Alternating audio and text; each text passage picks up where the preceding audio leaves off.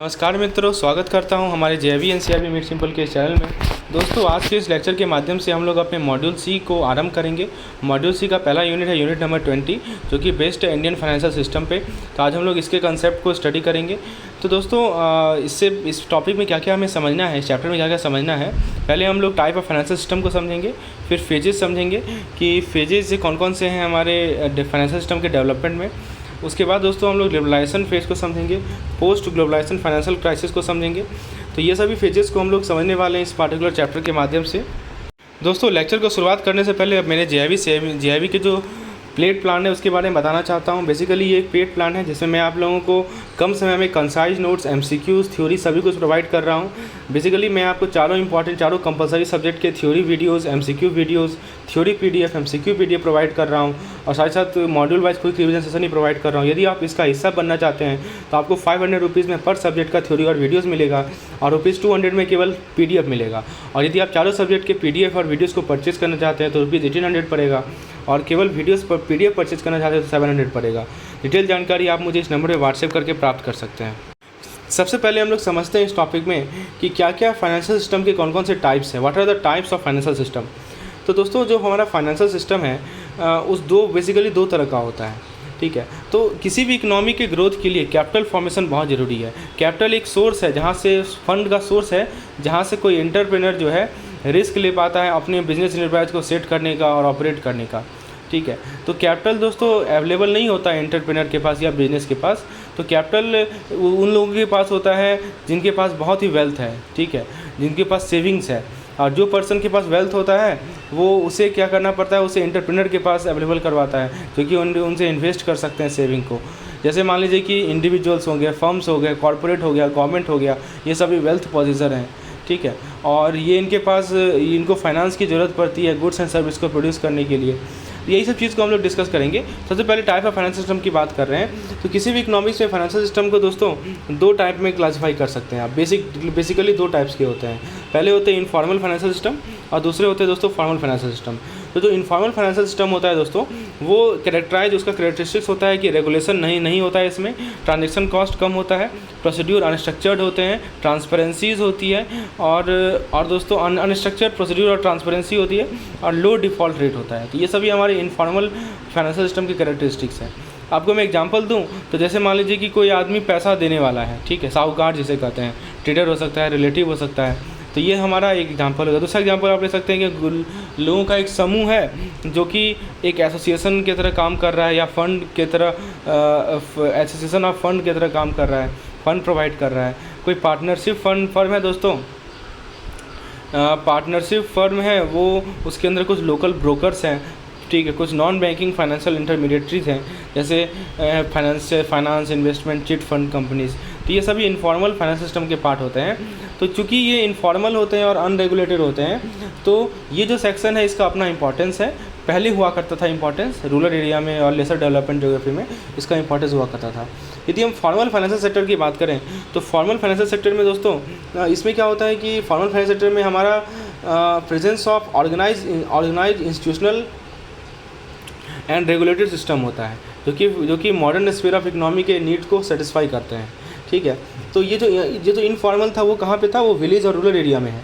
और जो formal system है ये बैकबोन, किसी इकोनॉमी का बैकबोन कहा जाता है, रीढ़ की हड्डी कहा जाता है और सबसे इंपॉर्टेंट सिस्टम है ताकि कोई नेशन ग्रोथ कर सके। इसका कंपोनेंट है दोस्तों फाइनेंशियल इंस्टीट्यूशन, फाइनेंशियल इंस्ट्रूमेंट और financial market. These are 3 component of this. तो सबसे पहले हम लोग फाइनेंशियल इंस्टीट्यूशन के एग्जांपल के बारे में बात करते हैं। There are 3 components of formal financial system: financial institution, financial instrument and financial market. यदि हम फाइनेंशियल इंस्टीट्यूशन की बात करें तो इसके अंदर financial regulator, commercial and cooperative bank, non banking financial companies, development financial institution, insurance companies, insurance broker, mutual fund, pension fund, ये सभी आते हैं। तो ये सभी हमारे फाइनेंशियल इंस्टीट्यूशन के एग्जाम्पल्स हैं। दोस्तों, फाइनेंशियल इंस्टीट्यूशन को आप 2 टाइप में फिर डिवाइड कर सकते हैं। जैसे आप पहला टाइप हो सकता है बैंकिंग इंस्टीट्यूशन या डिपॉजिटरी इंस्टीट्यूशन। ये क्या होता है कि इसके अंदर बैंक्स आते हैं या दूसरे क्रेडिट यूनियन आते हैं जो कि पैसे लेते हैं पब्लिक से और उन्हें इंटरेस्ट देते हैं बदले में। दूसरे आते हैं दोस्तों हमारे नॉन बैंकिंग इंस्टीट्यूशन या नॉन डिपॉजिटरी इंस्टीट्यूशन। इसके अंदर दोस्तों insurance, mutual fund, brokerage company, ये सभी कैटेगरी में आते हैं। वो मॉनेटरी डिपॉजिट के लिए नहीं बोलते हैं, लेकिन दोस्तों फाइनेंशियल प्रोडक्ट अपने कस्टमर को सेल करते हैं। तो इसे कहा जाता है दोस्तों नॉन बैंकिंग इंस्टीट्यूशन या नॉन डिपॉजिटरी इंस्टीट्यूशन। तो दोस्तों मैंने आपको फाइनेंशियल इंस्टीट्यूशन का 2 पार्ट बताया, एक होते हैं बैंकिंग इंस्टीट्यूशन और दूसरा या डिपॉजिटरी इंस्टीट्यूशन, और दूसरा बताया आपको नॉन बैंकिंग इंस्टीट्यूशन या non depository institution. Please remember financial institution के 2 पार्ट होते हैं, या तो बैंकिंग इंस्टीट्यूशन होंगे या नॉन बैंकिंग इंस्टीट्यूशन होंगे। बैंकिंग इंस्टीट्यूशन क्या करेंगे, जो कि लोगों से पैसा लेंगे और बदले में उसे इंटरेस्ट देंगे, और नॉन बैंकिंग वाले क्या करते हैं, जैसे इंश्योरेंस हो गया, म्यूचुअल फंड हो गया, ब्रोकरेज हो गए, ठीक है, वो मॉनेटरी डिपॉजिट के लिए नहीं बोलते लेकिन फाइनेंशियल प्रोडक्ट को बेचते हैं। उसके अलावा दोस्तों फाइनेंशियल इंस्टीट्यूशन के अंदर 3 कैटेगरी में क्लासीफाई कर सकते हैं। एक हो सकता है दोस्तों रेगुलेटरी, जो कि मार्केट के कुछ रेगुलेटर्स हैं, जैसे RBI, IRDAI, फिर सेबी, इन सभी से रेगुलेटर होते हैं। कुछ इंटरमीडिएटरी होते हैं, कुछ बैंक्स होती है, जैसे बैंक्स इंटरमीडिएटरी में आती है, जो कि लोन देती है, फाइनेंशियल असिस्टेंट देती है। और तीसरी आती है नॉन इंटरमीडिएटरी, कुछ इंस्टीट्यूशन होते हैं जो कि फाइनेंशियल एड देते हैं कॉर्पोरेट कस्टमर को, जैसे नाबार्ड हो गया, सिडबी हो गया, एक्सेट्रा। तो there are 3 type of financial institution, एक हो गया रेगुलेटरी, दूसरे हो गया इंटरमीडिएटरी और तीसरे हो गया नॉन इंटरमीडिएटरी। यदि हम फाइनेंशियल इंस्ट्रूमेंट की बात करें तो फाइनेंशियल इंस्टीट्यूशन मैंने बात कर लिया, बात करते हैं फाइनेंशियल इंस्ट्रूमेंट की। तो फाइनेंशियल इंस्ट्रूमेंट दोस्तों ये प्रोडक्ट और सर्विसेज प्रोवाइड करते हैं। इसके अंदर एसेट पे भी इंस्ट्रूमेंट आता है, लायबिलिटी साइड पे भी इंस्ट्रूमेंट आता है। यानी किसी भी फाइनेंशियल इंस्टीट्यूशन का, मैंने आपको फाइनेंशियल इंस्टीट्यूशन समझाया ना, ठीक है, तो किसी भी फाइनेंशियल इंस्टीट्यूशन का जो बैलेंस शीट होता है उसका एसेट साइड होता है और लायबिलिटी साइड होता है। तो फाइनेंशियल इंस्ट्रूमेंट जो होते हैं, कुछ इंस्ट्रूमेंट होते हैं जो कि एसेट साइड में भी होते हैं और लायबिलिटी साइड में भी होते हैं। ये वैल्यू एडेड सर्विसेज के फॉर्म में भी हो सकते हैं। दोस्तों फाइनेंशियल इंस्ट्रूमेंट जो एसेट साइड में होता है उसके अंदर क्या क्या आते हैं, फाइनेंशियल इंस्ट्रूमेंट जो एसेट साइड में होता है उसके अंदर लोन, एडवांस, इन्वेस्टमेंट, ठीक है, प्लेसमेंट, डेरिवेटिव्स, ये सभी आते हैं। और जो लायबिलिटी साइड के इंस्ट्रूमेंट्स हैं उसके अंदर deposit, money accepted from customer for remittance, insurance policies, mutual fund unit, ये सभी हमारे लायबिलिटी साइड में आते हैं। तो एसेट में क्या हुआ आपका, एसेट में हुआ दोस्तों loan, advance, investment, placement, derivative, और लायबिलिटी में क्या हुआ, deposit, money accepted from customer for remittance, आपका जो डिपॉजिट है, आपने जो पैसा लिया कस्टमर से रेमिटेंस के लिए, आपका जो इंश्योरेंस पॉलिसीज़ है, these are all liabilities. Okay, तो दोस्तों ये जो हमारे, मैंने आपको समझा दिया कि कौन से एसेट साइड में है, कौन से लायबिलिटी साइड में है, ठीक है। तो मार्केट एक ऐसा जगह है जहाँ पे 2 पार्टी जो है साथ साथ मिलकर गुड्स और सर्विसेज का एक्सचेंज करते हैं। तो एक तो मैंने आपको बताया फाइनेंशियल इंस्टीट्यूशन, दूसरा मैंने आपको बताया फाइनेंशियल इंस्ट्रूमेंट, और तीसरा बात करें फाइनेंशियल मार्केट। मार्केट एक जगह होता है जहाँ पे 2 पार्टी मिलकर गुड्स और सर्विसेज को एक्सचेंज करते हैं। तो मार्केट वर्ड को इकोनॉमिक्स का अलग अलग मीनिंग है ऑर्डिनरी यूज से, ठीक है। तो it does not mean literally the physical place in which the common, कोई जरूरी नहीं है फिजिकल प्लेस होना चाहिए, ठीक है। और ये तो दोस्तों फाइनेंशियल मार्केट एक ऐसा मार्केट होता है जहाँ पे बायर और सेलर जो हैं वो मनी को ट्रेड करते हैं, कमोडिटीज़ को ट्रेड करते हैं, फाइनेंशियल सिक्योरिटीज़ को ट्रेड करते हैं। और क्या क्या ट्रेड कर सकते हैं, money, commodities, securities, exchange and derivative, low transaction cost पे, और उस प्राइस में जो कि डिमांड और सप्लाई के फोर्स से डिटरमाइन होता है। मैंने आपको डिमांड सप्लाई वाला टॉपिक पढ़ाया था ना, उससे आपको बताया था दोस्तों कि डिमांड और सप्लाई का इक्विलिब्रियम से हम लोग प्राइस को डिटरमाइन करते हैं। तो जो इक्विलिब्रियम से डिसाइड होगा प्राइस, वो होता है हमारा। तो दोस्तों ये होता है फाइनेंशियल मार्केट। अब जब फाइनेंशियल मार्केट को 4 सेगमेंट में डिवाइड किया जाता है, money market, foreign exchange market, capital market, insurance market, ठीक है। There are 4 segment of financial market, money market, forex market, capital market, insurance market. देखिए ये डायग्राम में सारा लिखा हुआ है। फाइनेंशियल सिस्टम को 3 पार्ट में डिवाइड किया, financial intermediary, financial instrument, financial market. Financial intermediary में regulator, bank, NBFC, insurance company, mutual fund, pension fund. Financial instrument में asset product, liability product, services. और फाइनेंशियल मार्केट में money market, forex market, capital market, insurance market. जो भी चीज़ हमने अभी तक discuss की उसका समराइजेशन इस पार्टिकुलर चार्ट में है। दोस्तों यदि हम बात करें तो आपको टाइप समझ में आ गया ना फाइनेंशियल मार्केट का, तो पहला टॉपिक हमने क्लियर कर लिया। तो इसी तरह एक एक चीज़ को क्लियर करना है। आपको स्ट्रक्चर मैंने समझा दिया कि हमारे भारत में जो फाइनेंशियल सिस्टम है उसका क्या स्ट्रक्चर है। यदि हम बात करें दोस्तों कि फाइनेंशियल सिस्टम कैसे डेवलप हुआ है, इसकी क्या क्या फेजेस हैं, आइए देखते हैं। तो दोस्तों भारतीय financial system, Indian financial system में बहुत ही लंबे समय से खासकर शुरू के समय में जो सारा फाइनेंस था वो ट्रेडर के हाथ में था, मर्चेंट के हाथ में था। और दोस्तों भारत में सबसे पहला कमर्शियल बैंक सेट हुआ था बैंक ऑफ हिंदुस्तान के नाम से। कब सेट हुआ था? 1770। और पहला जो इंश्योरेंस कंपनी है था वो नेशनल इंश्योरेंस कंपनी था, 1906 में आया था, और ये कंपनी अभी भी एग्जिस्टेंस में है। तो दोस्तों अब मैं बात करूं कि इंडियन फाइनेंशियल सिस्टम का जो डेवलपमेंट है उसको 4 फेज में डिवाइड कर सकते हैं। एक होता है प्री इंडिपेंडेंस जो कि 1947 के पहले का था, फिर एक है पोस्ट इंडिपेंडेंस जो कि 47 से लेकर 91 तक था, फिर पोस्ट लिबरलाइजेशन 91 से लेकर 2010, और फिर है पोस्ट ग्लोबल फाइनेंस क्राइसिस 2010 से लेकर अभी तक। चलिए अब जरा बात करते हैं दोस्तों फेज 1 की। पहले फेज 1 को डिस्कस करते हैं। दोस्तों आप कौटिल्य का अर्थशास्त्र पढ़ेंगे, वहाँ भी आप बैंकिंग को देख सकते हैं। कुछ बैंकिंग का पार्ट वहाँ भी था, जैसे क्रेडिटर, लेंडर, वहाँ समझाया गया है। प्री इंडिपेंडेंस फेज में दोस्तों बहुत सारे बैंक थे भारत में, ठीक है, जो कि लगभग 600 के आसपास बैंक थे। पहला बैंक इस्टेब्लिश हुआ था कलकत्ता में, बैंक ऑफ हिंदुस्तान के नाम से 1770 में। तो यहाँ पे फॉर्मल बैंकिंग सिस्टम का शुरुआत हुआ, ठीक है। इससे पहले इनफॉर्मल सिस्टम थे, मैंने आपको इनफॉर्मल बताया था। तो फॉर्मल बैंकिंग सिस्टम का शुरुआत हुआ था 1770 से बैंक ऑफ हिंदुस्तान के टर्म में। लेकिन ये बैंक 1832 में डिसकंटिन्यू हो गया।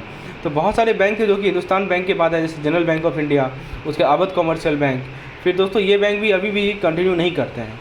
तो दोस्तों सबसे पहला आया स्टेट बैंक ऑफ इंडिया, यानी बैंक ऑफ कलकत्ता। पहले इसका नाम था बैंक ऑफ कलकत्ता। ये 1806 में इस्टेब्लिश हुआ, ठीक है। कौन? Bank, state bank of India, bank of Calcutta के नाम से। और दोस्तों उसके बाद इसका दोबारा नाम चेंज करके बैंक ऑफ बंगाल रखा गया, bank of Madras, bank of Bombay, ये सब 1843, 1863 में इस्टेब्लिश हुए। इन दिनों बैंक को मर्ज करके 1921 में एक इंपीरियल बैंक ऑफ इंडिया बनाया, जो कि कन्वर्ट कर दिया गया इंडिया का पहला पब्लिक सेक्टर बैंक, जो कि स्टेट बैंक ऑफ इंडिया है। कब? 1 जुलाई 1955 को। याद रखिएगा, 1 जुलाई 1955 को इंडिया का पहला फर्स्ट पब्लिक सेक्टर बैंक बना, उसका नाम था स्टेट बैंक ऑफ इंडिया। कुछ बैंक दोस्तों 19th सेंचुरी के अभी भी हैं, जैसे आपको पंजाब नेशनल बैंक के बारे में बात करते हैं। ये 1874 में फॉर्मेशन हुआ था, ठीक है। इस फेज में दोस्तों बॉम्बे स्टॉक एक्सचेंज भी इस्टेब्लिश हुआ था 1875 में। तो बॉम्बे स्टॉक एक्सचेंज दोस्तों एशिया का पहला स्टॉक एक्सचेंज है, एशिया का पहला स्टॉक एक्सचेंज है, 1875 में इस्टेब्लिश हुआ था। और ये इंडिया के कैपिटल मार्केट में, इसमें रिटेल कैपिटल मार्केट, ये सभी में बहुत इंपॉर्टेंट रोल प्ले करता है। तो दोस्तों ये जो प्री इंडिपेंडेंट फेज था, ठीक है, उसमें एक्सट्रीम टर्बुलेंस था हमारे फाइनेंशियल मार्केट में, जिस कारण से बहुत सारे बैंक क्लोज हो गए। आपने देखा ना कितने बैंक क्लोज हुए, टर्बुलेंस बहुत ज़्यादा था, ठीक है। तो इस कारण से क्या हुआ कि बैंकिंग रेगुलेटर को इस्टेब्लिश किया गया। तो रिजर्व बैंक ऑफ इंडिया का इस्टेब्लिशमेंट किया गया 1935 में हिल्टन यंग कमीशन के माध्यम से, के रिकमेंडेशन पे। याद रखिएगा, ये भी हमारा प्री इंडिपेंडेंस पीरियड का ही बात है। अब बात करते हैं दोस्तों फेज़ 2 की। दोस्तों वो तो प्री इंडिपेंडेंस पीरियड एक ऐसा समय था जहाँ पे बहुत सारे स्मॉल साइज बैंक अपने फंक्शन को प्रॉपरली नहीं कर पाए और लोगों के कॉन्फिडेंस को गेन नहीं कर पाए। बात करें दोस्तों फेज़ 2 की, जो कि पोस्ट इंडिपेंडेंस पीरियड है, इसमें क्या हुआ, ये हमारा सेकंड फेज है डेवलपमेंट का फाइनेंशियल सिस्टम का। पोस्ट इंडिपेंडेंस क्या हुआ, इंडिया जो है भारत में एक सोशल डेवलपमेंट का स्टेज लॉन्च हुआ, एक कंट्री के इंफ्रास्ट्रक्चर को डेवलपमेंट का स्टेज लॉन्च हुआ, ठीक है। इकोनॉमिक ग्रोथ के साथ सोशल जस्टिस, ये भारत की कॉन्स्टिट्यूशन में लिखा गया और DPSP में लिखा गया, derivative principle of state policy में लिखा गया। और दोस्तों हमारा जो इकोनॉमिक डेवलपमेंट का जो प्लान था, जो मैंने आपको बताया था 5 ईयर प्लान, उसमें लिखा गया, ठीक है। तो इसके कारण क्या हुआ, मिक्स्ड इकोनॉमी बना। मिक्स्ड इकोनॉमी समझते हैं ना, कि कुछ मिक्स्ड मतलब क्या हुआ, मैंने आपको बताया था मिक्स्ड इकोनॉमी के बारे में मॉड्यूल बी में, कि कुछ पोर्शन दोस्तों सोशलिस्ट है, कुछ पोर्शन हमारा मार्केट है, राइट। तो ये हमारा मिक्स्ड इकोनॉमी कहलाता है। तो मिक्स्ड इकोनॉमी को अडॉप्ट किया गया, इंडस्ट्रियल डेवलपमेंट के पैटर्न को, ठीक है, जो कि और पब्लिक और प्राइवेट सेक्टर के रोल को इम्पॉर्टेंट समझा गया। तो दोस्तों ये जो फेज़ था हमारा सेकेंड फेज, तो इसमें दोस्तों कमेंस किया nationalisation of reserve bank of India. तो भारतीय रिजर्व बैंक की नेशनलाइजेशन कब हुई, 1948 में हुई, और स्टेट बैंक की नेशनलाइजेशन कब हुई, 1955 में हुई, ठीक है। तो ये ध्यान रखिएगा, ये जो है नेशनलाइजेशन से शुरुआत हुआ था हमारा फेज़ 2, ठीक है। तो 2 बैंक को नेशनलाइज किया गया, स्टेट बैंक को 1955 में, रिजर्व बैंक को 1948 में। उसके अलावा दोस्तों LIC का नेशनलाइजेशन हुआ। LIC क्या है, लाइफ इंश्योरेंस कॉर्पोरेशन। कब हुआ था, तो दोस्तों 1 सितंबर 1956 को LIC को नेशनलाइज किया गया।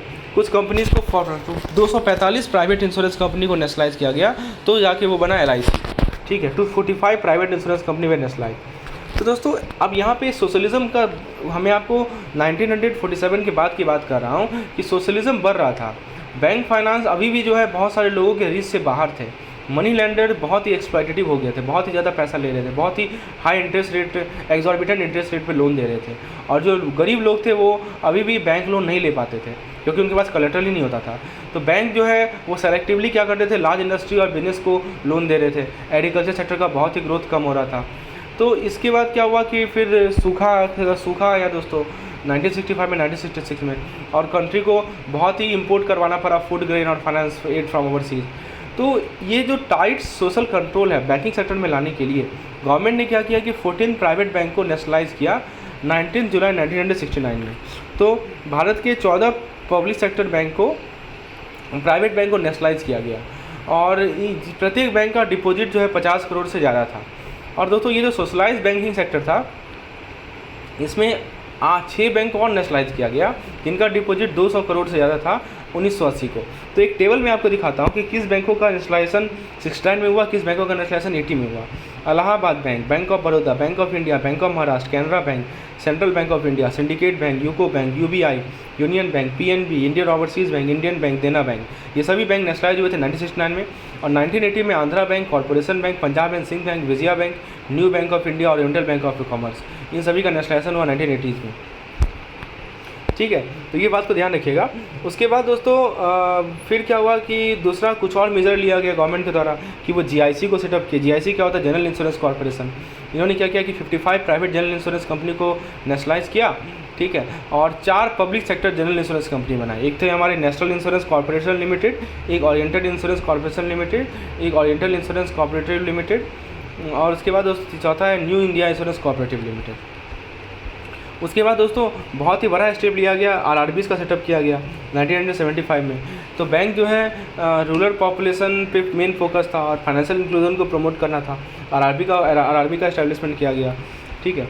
उसके बाद दोस्तों जो डेवलपमेंट का फेज़ था, फाइनेंशियल सिस्टम के डेवलपमेंट का फेज़ था, उसमें क्या हुआ कि डीएफआई का एस्टेब्लिशमेंट हुआ। डीएफआई क्या होते हैं? डेवलपमेंट फाइनेंशियल इंस्टीट्यूशन होते हैं। और दोस्तों आईएफसीआई का फाउंडेशन हुआ। आईएफसीआई क्या होते हैं? Industrial finance corporation of India होते हैं। ये सब कब फॉर्म हुआ? 1948 में फॉर्म हुआ, ठीक है। तो उसके बाद दोस्तों जो हमारा डेवलपमेंट बैंक का स्ट्रक्चर है उसके अंदर ऑल इंडिया इंस्टीट्यूशन या स्टेट लेवल इंस्टीट्यूशन भी थे। स्टेट फाइनेंशियल कॉर्पोरेशन में देखिए एक तो हमारा डीएफआई है, एक हमारा आईएफसीआई है। डीएफआई होता है डेवलपमेंट फाइनेंशियल इंस्टीट्यूशन, आईएफसीआई होता है industrial financial corporation of India, ठीक है। तो एक होते हैं हमारे एसएफसीज़। एसएफसीज़ क्या होते हैं दोस्तों? एसएफसीज़ याद रखिएगा, एसएफसी का फुल फॉर्म बहुत important, state financial corporation. State financial corporation को ऑर्गेनाइज किया गया ताकि वो जो हमारे स्मॉल और मीडियम इंटरप्राइज हैं उनको हेल्प दे सके। और ICICI industrial credit and investment corporation of India, ये 1955 में इस्टेब्लिश हुआ था। यहाँ पे क्या हुआ कि डेवलपमेंट बैंक का डाइवर्सिफिकेशन हुआ, ठीक है। यहाँ पे जैसे issues of capital, channelization of foreign currency loan from World Bank to private industry, तो ये सभी को आईसीआईसीआई के माध्यम से किया गया। तो चलिए दोस्तों आज के लेक्चर को हम यहीं तक रखते हैं इस लेक्चर में, और अगले लेक्चर पेड मेंबर के लिए अवेलेबल होगा। जो लोग इस तरह के लेक्चर्स चाहते हैं जिसमें सभी चीज़ों को अच्छे से समझाया जाए और इंपॉर्टेंट पॉइंट को डिस्कस किया, रिवीजन करवाया जाए, तो आप हमारे पेड प्लान का हिस्सा हो सकते हैं। एक बार क्विकली रिकॉल कर लेते हैं सारे पॉइंट्स को, बहुत इंपॉर्टेंट है रिकॉल करना। चलिए आज हमने क्या क्या डिस्कशन किया। तो दोस्तों मैंने आपको बताया कि फाइनेंशियल सिस्टम का 2 बेसिक टाइप है, informal system, formal system. Informal system में दोस्तों रेगुलेशन की कमी है, ठीक है, रेगुलेशन नहीं है, ट्रांजेक्शन कॉस्ट कम है, अनस्ट्रक्चर्ड प्रोसीड्यूर्स है। एग्जाम्पल मैंने यहाँ बताया individual money lenders, group of person जो कि एसोसिएशन की तरह काम करते हैं, फंड को कलेक्ट करते हैं, पार्टनरशिप फंड, ये सभी हमारे इन्फॉर्मल के पार्ट है।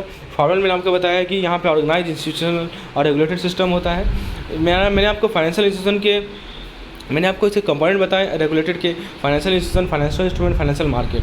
तो फाइनेंशियल इंस्टीट्यूशन का एग्जांपल आपको मैंने दिया, फाइनेंशियल रेगुलेटर, एनबीएफसी, डीएफआईज, ठीक है, insurance companies, insurance broker, mutual fund, pension broker. फिर उसके बाद बैंकिंग इंस्टीट्यूशन का 2 पार्ट बताया आपको, एक होते हैं नॉन बैंकिंग इंस्टीट्यूशन, एक होते हैं बैंकिंग इंस्टीट्यूशन। फाइनेंशियल इंस्टीट्यूशन को 3 कैटेगरी में क्लासिफाई कर सकते हैं। रेगुलेटरी मतलब जो इंस्टीट्यूट रेगुलेट करते हैं फाइनेंशियल मार्केट को। दूसरा होता है इंटरमीडिएटरी, जैसे बैंक सब आते हैं इंटरमीडिएटरी में। तीसरा आता है नॉन इंटरमीडिएटरी जो कि फाइनेंशियल एड प्रोवाइड करती है कॉर्पोरेट कस्टमर को। तो ये 3 तरह के फाइनेंशियल इंस्टीट्यूशन हैं। उसके बाद फाइनेंशियल मार्केट के बारे में आपको समझाया। मार्केट वो जगह होता है जहाँ पे 2 पार्टी एक साथ आते हैं अपने गुड्स एंड सर्विस को एक्सचेंज करने के लिए। तो फाइनेंशियल मार्केट यहाँ पे हम लोग बायर और सेलर जो है मनी को ट्रेड करते हैं। तो फाइनेंशियल मार्केट का 4 सेगमेंट बताया, money market, forex market, capital market, insurance market. हम लोग आगे डिस्कस करेंगे सभी के बारे में। ये चार्ट में आप सब कुछ देख सकते हैं समराइज व्यू में। उसके बाद दोस्तों मैंने आपको फेजेज बताए। तो पहला बैंक सेट हुआ था बैंक ऑफ हिंदुस्तान, कब सेट हुआ था? 1770 में। पहला इंश्योरेंस कंपनी था नेशनल इंश्योरेंस कॉर्पोरेशन, कब सेट हुआ था? 1906 में, याद रखिएगा। उसके बाद दोस्तों प्री इंडिपेंडेंस पीरियड 1947 से पहले, पोस्ट इंडिपेंडेंस 1947 से 1991 तक, पोस्ट लिबरलाइजेशन 1991 से लेकर 2010 तक, और पोस्ट ग्लोबल फाइनेंशियल क्राइसिस 2010 से लेकर अभी तक। प्री इंडिपेंडेंस में क्या हुआ? 1770 में बैंक ऑफ हिंदुस्तान बना, ठीक है। और दोस्तों फिर general bank of India, Awadh commercial bank, ये सभी फिर बैंक बंद हो गए। पहला जो बैंक बना था पब्लिक सेक्टर बैंक वो स्टेट बैंक ऑफ इंडिया था। कैसे बना था? तो 1806 में बैंक ऑफ कलकत्ता बना था। फिर उसके बाद इसका नाम बैंक ऑफ बंगाल रखा गया। इसको मर्ज किया गया बैंक ऑफ मद्रास और बैंक ऑफ बम्बे के साथ। और 1921 में तीनों को मर्ज करके इंपीरियल बैंक ऑफ इंडिया बनाया गया, जो कि भारत का पहला पब्लिक सेक्टर बैंक बना, स्टेट बैंक ऑफ इंडिया 1 जुलाई 1955 में। उसके बाद दोस्तों बॉम्बे स्टॉक एक्सचेंज का इसी फेज में फॉर्मेशन एस्टेब्लिशमेंट किया गया था 1875 में, और एशिया का फर्स्ट स्टॉक एक्सचेंज था। उसके बाद दोस्तों central bank reserve bank of India का एस्टेब्लिशमेंट हुआ 1935 में हिल्टन यंग कमीशन में। उसके बाद फेज़ 2 की बात करें 1947 से 1991 तक, तो दोस्तों यहाँ पे सोशल डेवलपमेंट और कंट्री के इंफ्रास्ट्रक्चर को डेवलपमेंट पे जोर दिया गया, 5 ईयर प्लान को लॉन्च किया गया, ठीक है। उसके बाद दोस्तों डीपीएसपी को स्ट्रेंथन किया गया। डीपीएसपी क्या होता है? Directive principle of state policy. उसके बाद इसमें रिजर्व बैंक को नेशनलाइज किया गया 1948 में, और एसबीआई की नेशनलाइजेशन हुई 1955 में। उसके बाद एलआईसी बना। एलआईसी कैसे बना? 1956 में बना। कैसे बना? तो 245 प्राइवेट इंश्योरेंस कंपनी को नेशनलाइज किया गया, तो एलआईसी बना। उसके बाद दोस्तों ड्रॉट आया था 1965 से 1966 में, और गवर्नमेंट ने क्या किया? 14 प्राइवेट सेक्टर बैंक को नेशनलाइज किया था 1969 में, जिनका 50 करोड़ से ऊपर का डिपॉजिट था। और फिर से दोबारा नेशनलाइजेशन हुआ था 1980 में, जिसमें 6 बैंकों को नेशनलाइज किया गया था, जिनका कैपिटल जो है, जिनका डिपॉजिट जो है वो 200 करोड़ से ऊपर हो। मैंने आपको यहाँ पे चार्ट में बताया कौन से बैंक 1969 में नेशनलाइज हुए और कौन से बैंक 1980 में नेशनलाइज हुए। फिर दोस्तों जीआईसी का सेटअप किया गया। जीआईसी क्या होता है? General insurance corporation. कब सेटअप हुआ? 1972 में सेटअप हुआ। उसके बाद दोस्तों 4 public sector general insurance company बने, जैसे national insurance cooperative limited, oriental insurance cooperative limited, new India insurance cooperative limited. फिर दोस्तों आरआरबी का एस्टेब्लिशमेंट हुआ 1975 में। All of this thing are happen in the phase 2। So इस प्रकार से हम लोगों ने क्विकली रिवाइज कर लिया। मैं अपने हर एक वीडियोज़ के शुरुआत में और अंतिम में क्विक रिवीजन करवाता हूँ, ताकि आपके दिमाग में चीज़ें बैठी रहें। और जैसे हम लोग अगला लेक्चर पढ़ेंगे तो पहले इन सभी चीज़ों को रिवाइज करेंगे, ताकि हमने क्या क्या पढ़ा था, और फिर हम लोग आगे बढ़ेंगे। This is how we will learn. Okay, जितना बार आप रिवाइज करेंगे उतना बेहतर है, और सुन के भी रिवाइज होता है दोस्तों। तो चलिए आज के लेक्चर को यहीं समाप्त करते हैं। धन्यवाद।